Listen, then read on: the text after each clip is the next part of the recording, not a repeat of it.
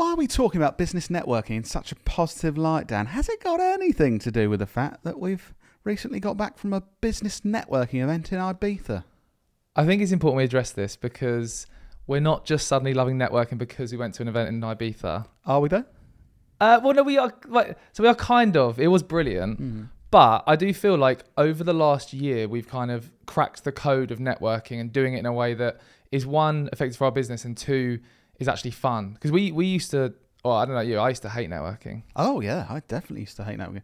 I think main reasons I used to hate networking were people constantly pretending they're busy. Yes. So at the old networking groups I used to go to, it was basically this conversation every time. Oh, hi, how are you? Oh, busy. Bloody busy. And I'd be thinking, well, you've been to 7 networking meetings this week, so it doesn't sound like you're too busy if you've got time for that. But, you know, we came together with our common love of fried breakfast at those sort of meetings, so we had that in common. I do think in those kind of networking things we did in the early days, everyone's trying to have some kind of perception that wasn't honest. Yeah. And to be honest, like being honest, I was probably part of that as well. I was naively doing that and thinking I've got to act like I'm really good at everything. But I think that is why I feel so negatively looking back at those kind of networking groups back in the day. Because you just look back and I think like, oh, no one was being honest. It was all just, oh, I'm so busy and have a successful business, and like, oh yeah, everything's going so well. Yeah. And I just know that it wasn't. It was just a bit awkward. And everyone, also like, I didn't go to as many of these ones, but there's like BNI, isn't there? It's one of the ones that's known for this, where like you have to get people referrals or whatever. And there was a bit of an element of that, some of the ones I went to, where people are almost pretending that they want to work with other people, or like pretending that they have a connect. Oh, I know a guy called Dave, actually. It'd be worth putting you in contact with. Yeah. He's got real synergy with you because he's does light bulbs and you have good ideas. So you should really meet up. I remember actually contacting a few of those fake leads, and it's just awkward because the person you're contacting doesn't want to chat to you, but they're just thinking like, oh, bloody hell, Steve's been referring me again at his networking meeting. I do try to be slightly more positive before we go into our new approach of networking and stuff. I do think that there was I had some good experience of learning how to talk to other business people, and as a really like early business days when didn't have much experience, it kind of got me a bit of experience of talking about what we do and that kind of thing. Yeah, there's some positive. I had some really good experiences of eating eggs and bacon. Yes. Knowing how to like fit that into your diet, doing that like 5 times a week. And there was definitely other people that had that. And you got healed with some crystals at one networking event. Why does this always happen to you? Yeah. That was the one where I feel like it wasn't very good, because I kind of said to her like, oh yeah, I do feel better actually, and I think now she's just thinks she's off healing people, saying, oh yeah, you should hear what I did to Lloyd. Yeah, he was in a terrible place and now I healed him.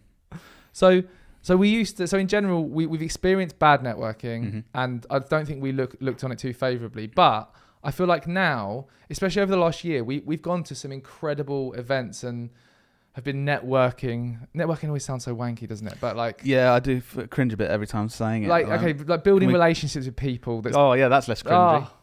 Well, let's be authentic and build relationships, Dan. But do you know what I mean? Getting out there and meeting people. Is that better? Yeah. Okay. Yeah, it's a bit better. I feel like now we enjoy it and it's way more effective for our business. Why do you think that is? What's changed since? I feel before with networking, we're going to the wrong types of things, and it felt like a waste of time, and it felt like, obviously using those wanky words again, like it felt like it was inauthentic relationships. So everyone was there, like we said, pretending, oh, I might have an opportunity for you, or like pretending to be interested in your business and stuff. Yeah. And I think now we've been to a few things recently that has like woken us up to networking again, and stopped eating fry-ups 3 times a week and started going to things where you actually have genuine relationships with people. And it sounds wanky even saying that, like genuine relationships, but we've actually been to things where I have come out of it feeling really positive and motivated, or feeling like I've really learnt some stuff. And I didn't get that from any type of networking for like probably a few years before that, and it really made me feel negative. I don't know. Why do you think we're feeling more positive? I think the main one is choosing the right things to go to that are actually good. I know there's loads of different things we're doing, which we're going to talk through in this episode, but understanding how to choose the right ones and what you're looking for in a networking or an event that's going to work for you. Yeah. I think also like I still don't get it right every time at the moment. I've still been to a couple of things recently where I've come out of it like, oh, I'm not sure that was worth going to. But I feel like I'm getting better at, like, most of the time now, coming away from things thinking that was actually genuinely really good, like either personally or for the business, like, oh, I think that has been a positive experience. And I think this is the important thing for anchors to understand. Like, I know we said we used to hate networking and stuff, but networking is such a good way to build relationships with other people in business that will help opportunities come your way.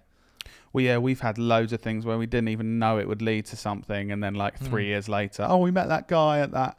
Even one I went to recently, I went to an event more to learn things. It was for like other agency owners and stuff, and I wasn't kind of thinking, oh, I'm going to meet people to like generate leads or whatever. But this week we had a lead come through a guy that I just sat next to at the event.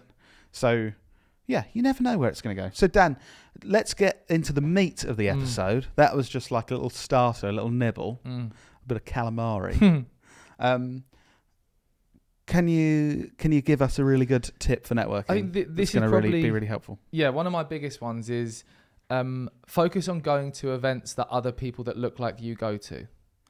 Now, we wouldn't like different people. No. This is a bit. Dan doesn't like people from different cultures. No, Lloyd. No, that's just a joke, guys. No. He's a lovely person. I mean, go to events with other people that do similar things to you. Right. Now, I naively used to think that all networking was about finding people that could potentially be your customer and to go and sell to them. I was that guy handing out business cards, handing out flyers at networking events. I was that guy receiving business cards. Yeah, you were the guy receiving business cards.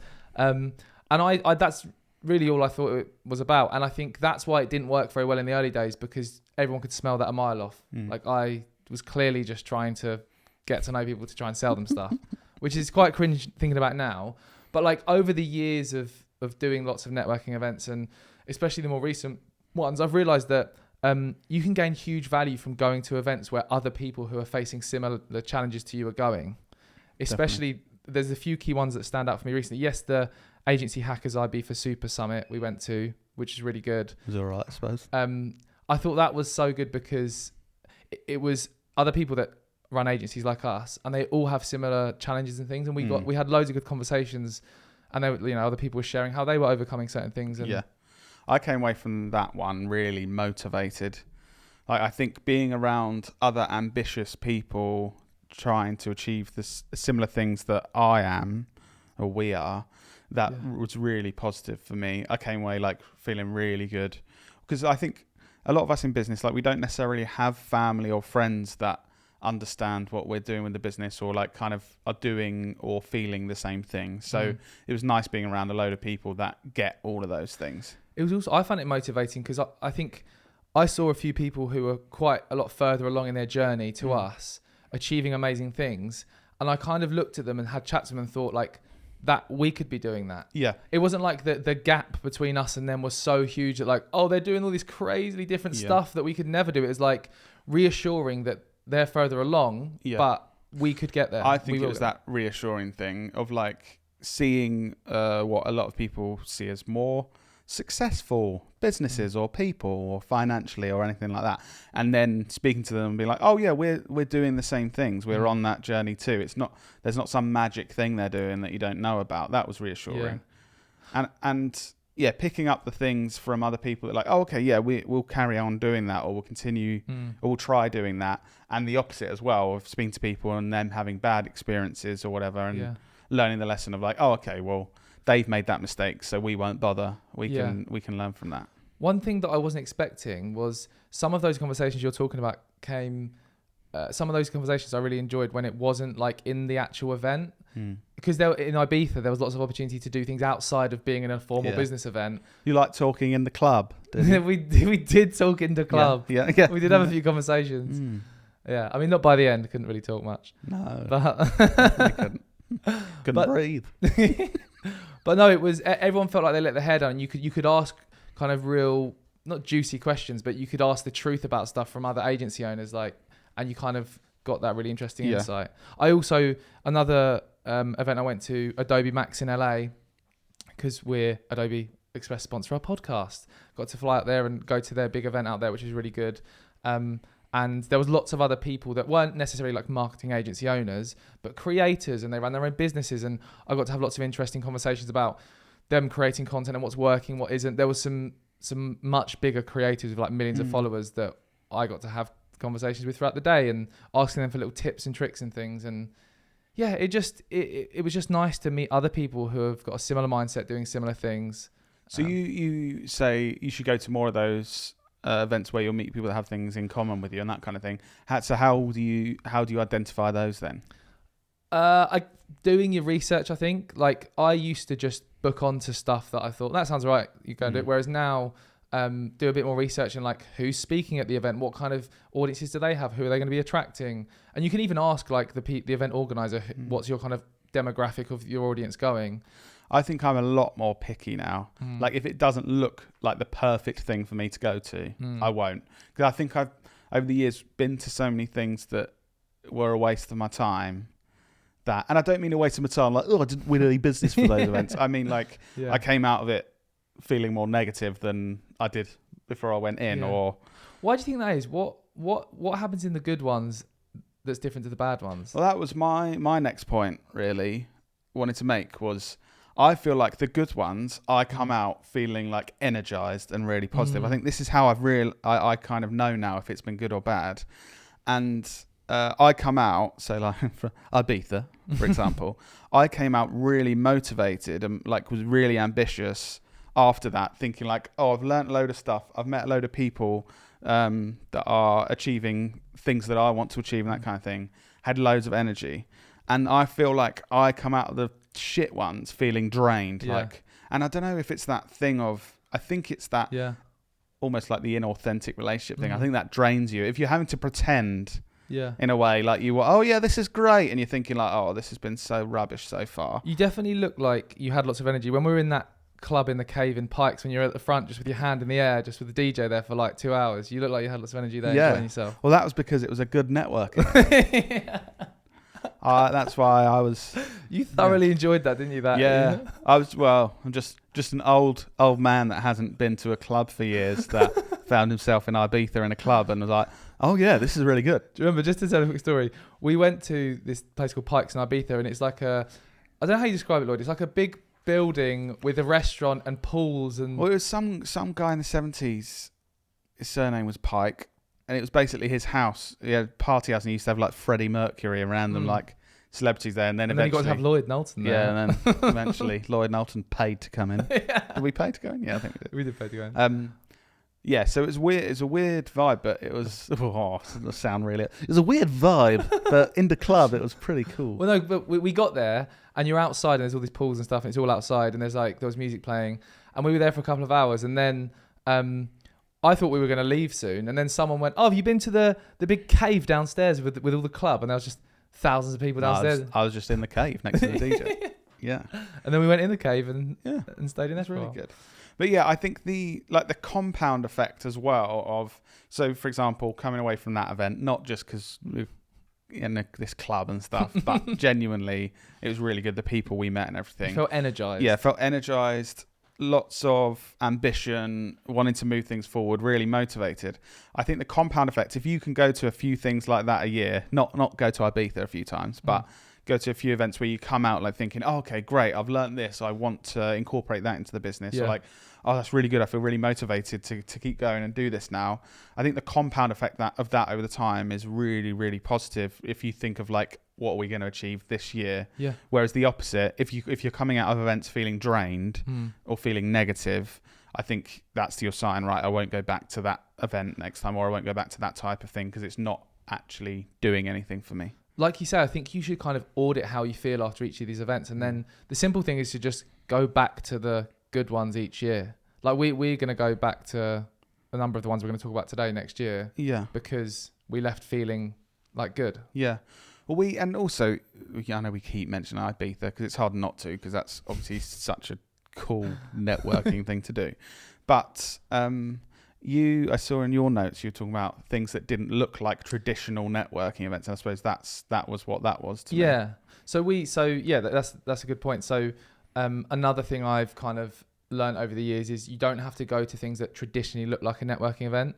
We did the opposite when we started the business. We only went to the breakfast networking events that were literally called that. Whereas over the years, I've kind of realized networking, I know it sounds wanky, but it's all about building relationships, and you can build relationships in lots of different places. One of the ones that I always remember is earlier on this year, we got to go to BBC television studios to present some work we'd done for BBC Storyworks, and we got to kind of meet and network and engage and have conversations with other producers from the BBC, and it didn't look like a traditional networking event. But there's no way you would call it a networking thing. We got to have really good conversations and understand what their challenges are and what they're up to, and I really I think that's such a good point, because I feel like things that are called networking events, it is a forced situation. Yeah. Everyone goes again, we will speak to each other and build relationships. I think because it's forced and fake like that, it means that actually a lot of it isn't authentic relationships you're building, and that's why you come away feeling drained and you feel like you haven't got anything from it, and it's a waste of time. Whereas I think actually these other things, so for example, went to a meal that was with other people from other agencies locally. Like, we're not selling to each other. We're not officially networking.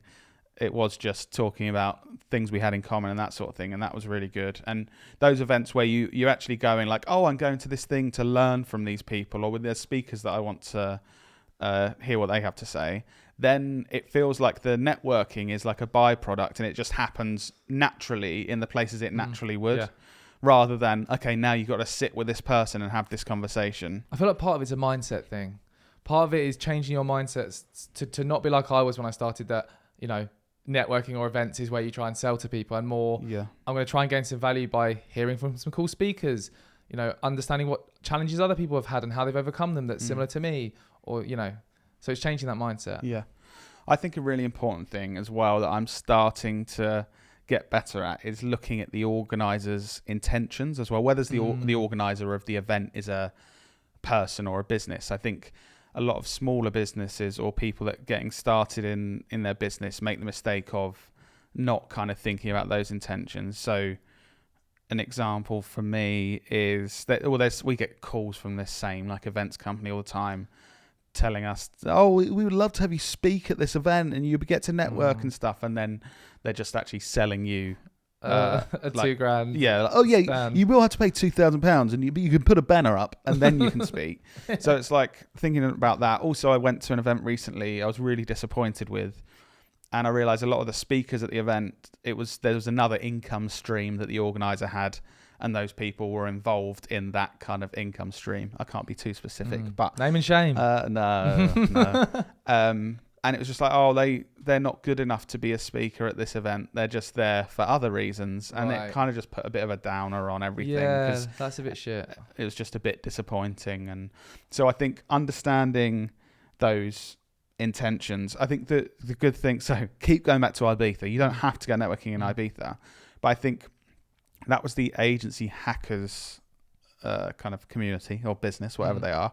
But I think the only way I don't know this, but I think the only way they make money is from events like that. So I think they have to make them really good. Yeah. Do you know what I mean? Like they're not trying to like upsell you a course on something, or once you've been to the event, or sell you something else. So it's like, I kind of see it as like, oh, they have to make this really good, otherwise people won't continue to come back and book it. And I think they did. So, what patterns do you think? You mentioned some good events and some bad ones. Like, I'm just trying to think, like, what are the patterns we see, or at the good ones that, all the good ones seem to have this, and this, or like, you mentioned agency hackers. What do you think they did well that stood out to you? Because they must have done something that was that a combination of things? Like, one of the main things. I do think there's a massive correlation where there's forced networking things. Right. They're usually bad. What do you mean? No, as in like if you networking go to things? an event, you're like, oh, and then we're like, for this hour, you have to sit with these 3 people and speak about your business for 5 minutes. Then you're going to move to this table and you're going to speak to them. Like things that I've been to like that have usually speed been dating. rabbit. Yeah, because it's like, well, I don't want to be forced to speak to someone I don't. Yeah. Like it's much better when, like I said before, the networking isn't the main thing. So then there's something we're focusing on, and then we will naturally speak to people that we have things in common with and we'll get on with, because you're just being a human in an environment where there might be people around that would be good to network with. I think that's really key for me. That's been a big pattern I've noticed. The more forced it seems, normally for me, the more negative it is. But I don't know, do you agree with that or not? Maybe that's just me. No, I do agree. I think a big part is the people that are going and their intentions as well. Because if you could go to an event that has that forced networking, but if it's all other people that have similar intentions to do, that aren't just there to sell, then you could get on. But I suppose it is that having things in common. Like we personally don't like going somewhere if like we wouldn't want to go and be like, right, we've got the goal of speaking to 12 people and the goal of booking meetings with 3 people to try and but I know there's a massive part of the business community that's exactly how they would work. So I suppose it's different people are looking and wanting different things. So maybe if those people are in rooms with other people that act like selling that to and each want other, that, they would think that's good. But I suppose because I really don't like that, and that's not how I want to be. If I'm in the wrong room and there's lots of people like that, I don't feel like I get a lot out of it. I think some anchors might be thinking though, like to go to events, to go to networking, it's a time investment and a money investment, right? You've got to drive around places, you've got to get to places, you've got to spend your time doing it. So like, I'm thinking if you've got a team of people and some of them are going to networking, you'd want to know what return are they getting. Like, I guess if our team were going out to networking events, what would we measure? Because you're saying don't try and get 10 meetings booked and 3 sales calls, and which I do agree with, because it makes it feel inauthentic. But then you've still got to think if it was worth it. I guess we're kind of anecdotally, we've had events recently where like that was so worth it because we got to this, we found out that, we spoke to this person, we built a relationship with that person. Whereas some people want to be more measured, I guess. It's hard, I guess, because my experience is in the long term, those good networking events are always a good thing. But you don't know that till in the long term when you get an email 2 years later and they're like, oh, we met at this thing. But I would say if you're looking at it and you want to put more things in place to make sure it's worth it, I think it's more the before that you need to put things in place. So, I want to go to this event and I want to do this, some kind of form that needs to be filled in on something of like, okay, what sort of people do you hope to meet here? Or what do you hope to learn? What do you hope to get out of it? And just have a thing of like, okay, that does look like a sensible thing to go to. And know that some of them won't be worth it. You have to go to a few that won't be worth it to find the ones that are. I think you've got to look for events that look fun as well. I think we've been so on 2 completely different extremes. The first extreme we started out was we went to the least fun, most businessy corporate networking events. And I feel like now we're going to much more things that like look fun and actually look interesting. But it's that balance, isn't it? Because like you say, it's money, it's time. You still need to do the research to know if it's something that is going to actually help you in the long run or not. Let's go networking.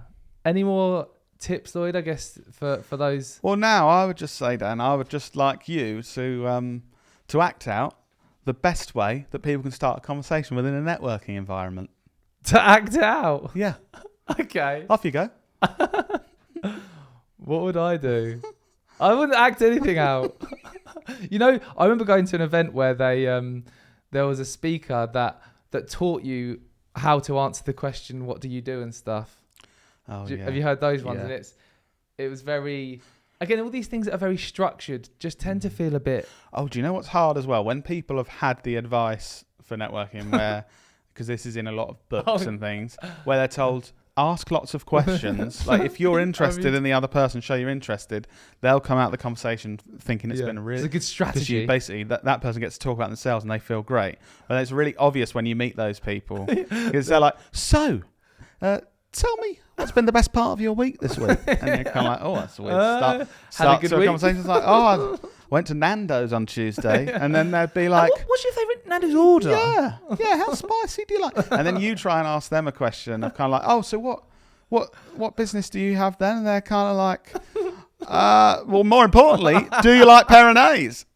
And it's just very obvious that they're doing that thing of making sure they ask you loads of questions. I remember going to one in Margate, one of those events, and they, you really notice it when they keep asking you those same questions. I forgot what I was going to say. But it's just that thing again of the more structure, even the more structured the conversation. If you're going in planning the structure of your conversation, you probably won't make as many authentic relationships as if you are just normal and yourself. No, that was it. They so I went to an event in Margate and they keep asking the same questions and then not actually listening to your response. So you'd see that they'd ask a question about, you go to Nando's, and then you'd answer them, but then they'd ask another question, nothing. You know, like you're supposed to. Yeah. The two-way. Yeah, so it's like, and so what business do you have? And you talk about it, and then they're like, so do you know anyone here? And you think, you haven't listened to anything I've... And what budget do you have to spend with my business? Like, hang on, you haven't listened to any of this. You've just been leading to the question that you're trying to sell me something. I think ultimately anything where you've got that kind of structured strategy just feels a bit wanky. You should, I think my advice would be go to these kind of things with an open mind of genuinely trying to build relationships. I know it sounds silly, but actually just show an interest in people and don't go there with some kind of strategy to try and book meetings and calls because it's just so obvious. I think that's exactly it. Don't go with this forced thing that you've got to be someone else that you're not. Go being you, and then that event for you might not be the right thing. It might be for other people, but if you go as yourself then and come out of it thinking like, oh, that was horrible, then don't go back to that one. Find a group of people that you will want to engage with and will motivate you, and you'll have things in common.